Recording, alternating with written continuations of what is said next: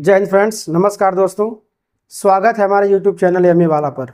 आज के इस क्लास में आप सीखेंगे रासायनिक समीकरण को संतुलित करने की विधियां कितनी हैं, रासायनिक समीकरण क्यों संतुलित करते हैं, रासायनिक संतुलित समीकरण का महत्व क्या है और रासायनिक समीकरण किस नियम पर आधारित हैं। और रासायनिक समीकरण के बहुत सारे ऐसे उदाहरण लेंगे जो ढांचा समीकरण, कंकाली समीकरण होगा, अर्थात संतुलित समीकरण होगा, और हम उसे आपको संतुलित करके बताएंगे। तो चलिए शुरू करते हैं आज का क्लास।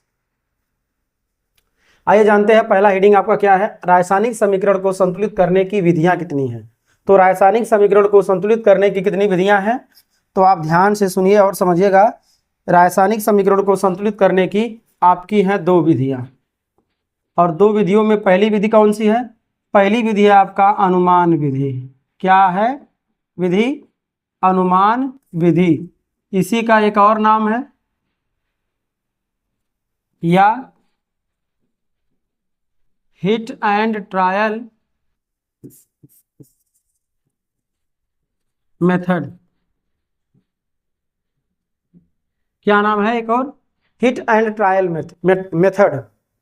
तो अनुमान विधि पहला है, दूसरा क्या है? आंशिक विधि। दूसरा कौन सी विधि है? आंशिक विधि। इसके बारे में आपको क्लास 11th में बताया जाएगा, ये क्लास 10th के लिए नहीं है। क्लियर? तो इसके बारे में आपको 10 में नहीं सीखना है, क्लास 11th में जब आएंगे तब इसके बारे में आपको सीखना है, और आपको क्लास 10th में अनुमान विधि या हिट एंड ट्रायल मेथड के बारे में सीखना है। तो अनुमान विधि ये होता क्या है, हिट एंड ट्रायल मेथड होता क्या है? तो संतुलित करने की इस विधि में हम किसी पूर्णांक का यौगिक के आगे हम गुणा करके उसको संतुलित कर देते हैं। क्योंकि ये हम अपने इमेजिन के अनुसार, अपने ज्ञान के अनुसार गुणा करते हैं, इसलिए इसको हम अनुमान विधि कहते हैं, इसको हिट एंड ट्रायल मेथड भी कहते हैं। क्लियर? अगला हेडिंग, असंतुलित रासायनिक समीकरण को संतुलित करना। अब हम बताएंगे आपको असंतुलित समीकरण बहुत सारे और कैसे उसको संतुलित करते हैं। तो सबसे पहले हम यहाँ पे एग्जाम्पल लेते हैं। सबसे जो है पहला एग्जाम्पल हम लेते हैं यहाँ पर सोडियम हाइड्रोक्साइड और H2SO4 की क्रिया का समीकरण यहाँ लेते हैं हम। NaOH सोडियम हाइड्रोक्साइड और सल्फ्यूरिक अम्ल, ये दोनों क्रिया करते हैं और क्या बनाते हैं? Na2SO4 बनाते हैं, और प्लस यहाँ से H2O भी प्राप्त होता है, सोडियम सल्फेट और जल प्राप्त होता है। ये आपका एक अभिक्रिया है, अभिक्रिया को इंगित करने वाला रासायनिक समीकरण है, और जो कैसा है आपका? असंतुलित है। ये कैसा है? असंतुलित है। यहाँ हम लिख देते हैं ये है आपका असंतुलित है। इसको हमें क्या करना है? संतुलित करना है। तो इसको हम पहला एग्जाम्पल ले लेते हैं। संतुलित करने के लिए क्या करेंगे हम? इसको NaOH और प्लस H2SO4, इसको ऐसे पुट, एक बार ऐसे इसको हम यहाँ पे नोट कर लेते हैं, और प्लस H2O भी पुट कर लेंगे, ऐसे है। अब संतुलित करने के लिए सबसे पहले हम क्या करते हैं? सबसे पहले देखते हैं जो जटिल संरचना वाला है उसको सॉल्व करते हैं, उसको संतुलित करते हैं। तो देखते हैं कितना यहाँ पे सल्फेट कितना है आपका? 1 है। यहाँ सल्फेट कितना है? 1 है। तो सल्फेट को हमें संतुलित नहीं करना है। अब हम बात करते हैं सोडियम। सोडियम यहाँ पे 2 परमाणु है, यहाँ सोडियम कितना है? 1 परमाणु है, तो यहाँ पर हम 2 का गुणा करेंगे। क्लियर? अब यहाँ देखते हैं ऑक्सीजन कितना हुआ? 2 हुआ। ऑक्सीजन कितना हुआ? 2 हुआ। इस सल्फेट में ऑक्सीजन नहीं देखेंगे हम, केवल यहाँ पर ऑक्सीजन आपका 2 है, और इसको छोड़कर यहाँ कितना है? ऑक्सीजन केवल 1 है। तो हम क्या करेंगे? यहाँ 2 पूर्णांक का गुणा कर देंगे। क्लियर? तो इस प्रकार आप देखते हैं हाइड्रोजन कितना हुआ? 2 हो गया, और हाइड्रोजन यहाँ कितना हुआ? 2 दूना 4 हो गया। लेकिन यहाँ पे हाइड्रोजन 2 अभी है और 2 यहाँ का है, तो 2 2 4 हो गया। तो इस प्रकार आपका क्या हो गया है? ये जो इक्वेशन बना आपका कैसा है? ये है संतुलित। ये कैसा है समीकरण आपका? संतुलित समीकरण। क्लियर?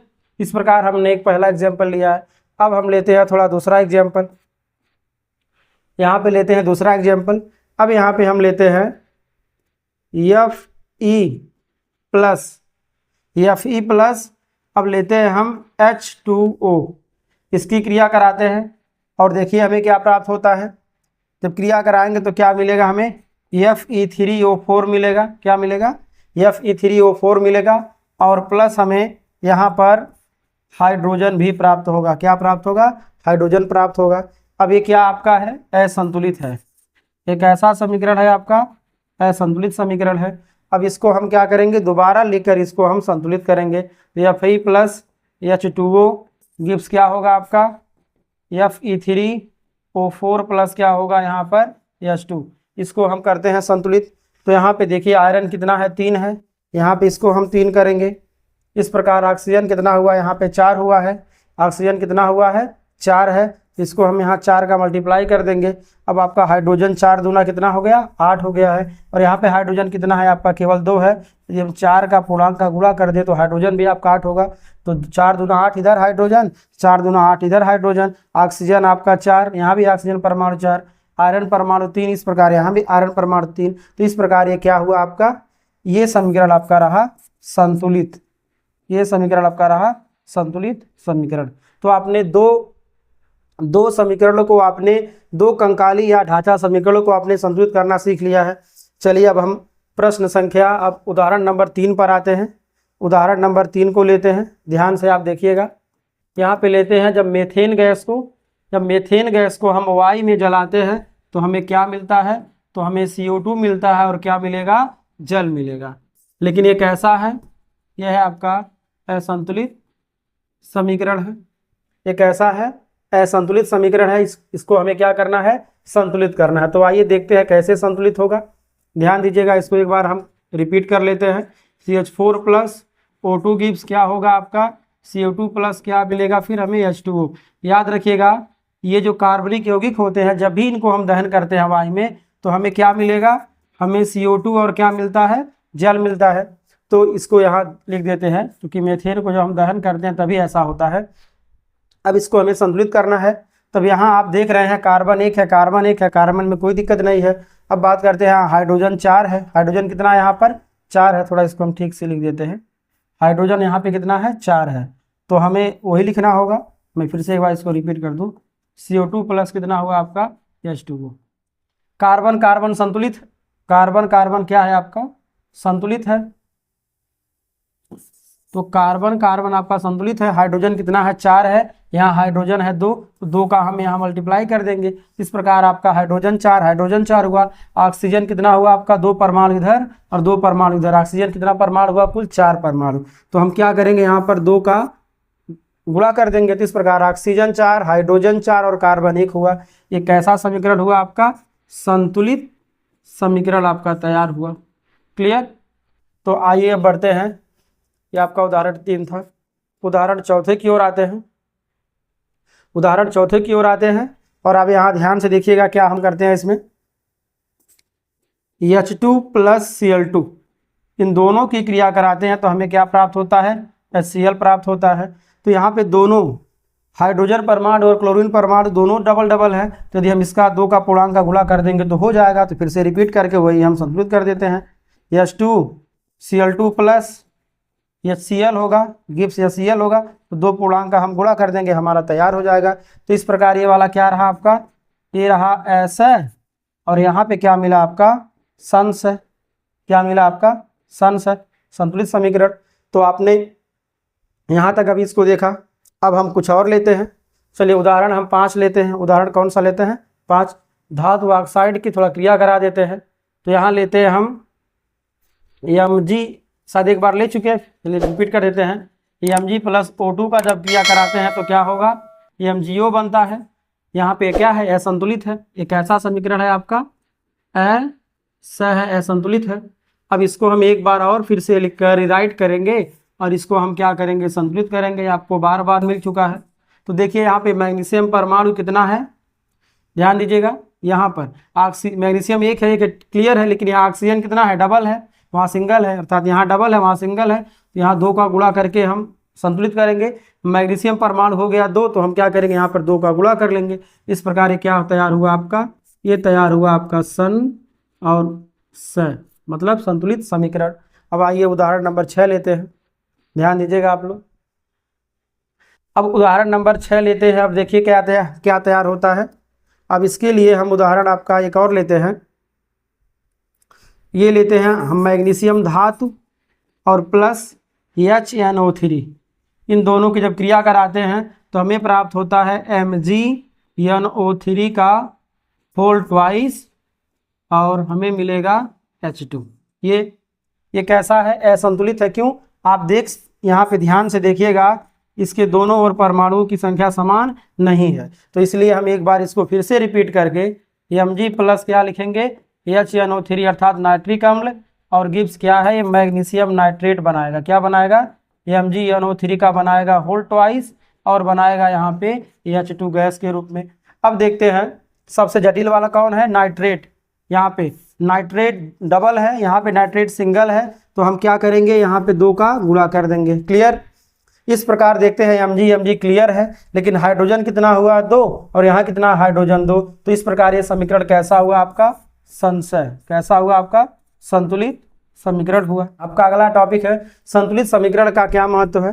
क्या आप जानते हैं कि संतुलित समीकरण हमारे लिए क्यों जरूरी है? तो संतुलित समीकरण का रसायन विज्ञान में बहुत कितना खपत हुआ और उत्पाद कितना बचा, ये सब जानकारी हमें संतुलित समीकरण के द्वारा ही प्राप्त होता है। इसलिए समीकरण को संतुलित करना आवश्यक होता है, इसलिए संतुलित समीकरण का महत्व है। अब आते हैं हम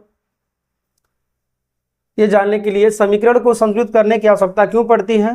तो कोई भी समीकरण हो, अगर वो संतुलित नहीं है तो ये हमें जानकारी नहीं हो पाता है कि उस असंतुलित समीकरण में कितने अभिकारकों से मिलकर कितना उत्पाद बना। इस प्रकार कितना उत्पाद बना और उसमें कितने अभिकारक प्रयुक्त हुए हैं, इसको जानने के लिए समीकरण को संतुलित करना आवश्यक होता है। अब आइए हम बात करते हैं असंतुलित और संतुलित रासायनिक समीकरण में क्या अंतर होता है। तो असंतुलित और संतुलित रासायनिक समीकरण में अंतर आप समझिए।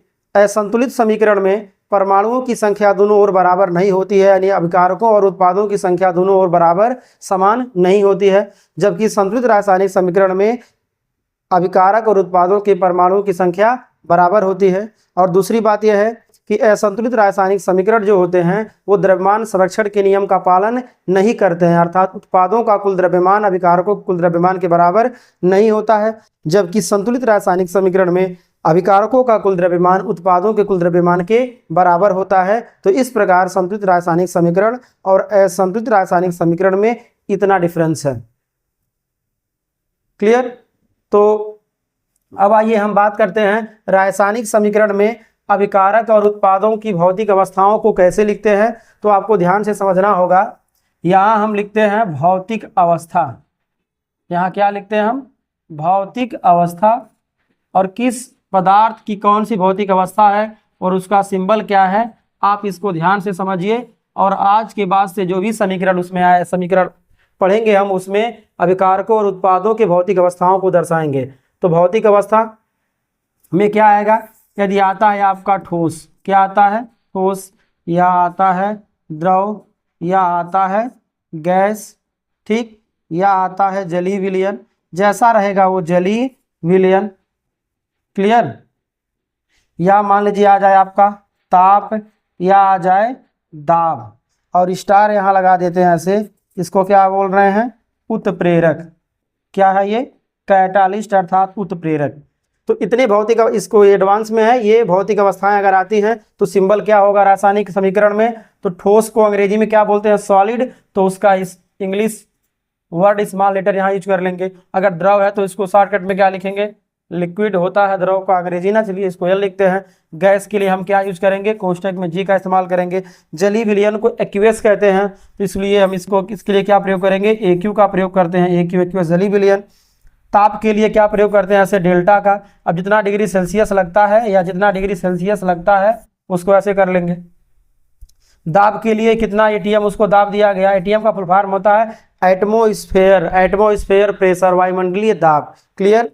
और उत्प्रेरक क्या होता है, तो उत्प्रेरक का कोई सिंबल नहीं होता है। उत्प्रेरक जो पदार्थ वहां पे प्रयुक्त होगा, तीर के ऊपर ऐसे उसको लिख दिया जाता है। इसमें से ताप, दाब और उत्प्रेरक, ये जो है ये सब, ठीक, इन तीनों को उसके ऊपर, ताप अगर यहाँ रहेगा तो ऐसे लिख देंगे, दाब दिया रहेगा तो कुछ ऐसे एटीएम करके लिख देंगे हम। अगर उत्प्रेरक का प्रयोग हुआ रहा होगा तो ऊपर लिखिए चाहे नीचे लिख लीजिए।